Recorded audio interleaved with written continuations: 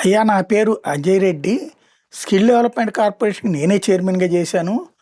నాకే తెలియకుండా skill development కుంభకోణం విషయంలో చంద్రబాబు గారి మీద పెట్టిన కేసు కొట్టేశారు. అదేదో తీసుకెళ్ళిపోయి ఏసీబీకి కోర్టులో పెట్టేశారు. ఏసీబీ కోర్టు కొట్టేసింది.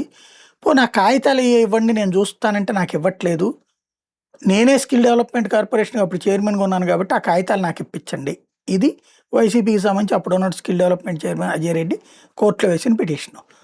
ఇది తదుపరి విచారణ 12కి వాయిదేశారు. సిఐడి నోటీస్ కూడా నాకు ఇవ్వలేదు కేసు క్లోజర్ అప్పుడు అన్నట్టు.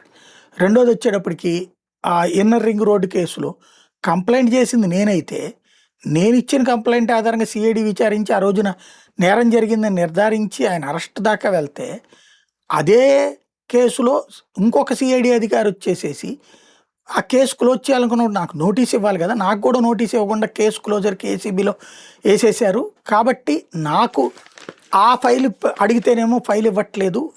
దాని మీద ఛాలెంజ్ చేద్దామంటే అని చెప్పేసేసి ఇప్పుడు ఆళ్ల రామకృష్ణారెడ్డి హైకోర్టుని ఆశ్రయిస్తే ప్రాథమిక ఛార్జ్‌షీట్ క్లోజర్ రిపోర్ట్ కాపీలు ఇవ్వాలని తను వేస్తే ఇవన్నీ కూడా ఇప్పుడు కోర్టులో నడుస్తుంది. కోర్టులోనేమో చంద్రబాబు గారికి ఉన్నంత కమాండ్ వీళ్ళకెవరికీ లేదు.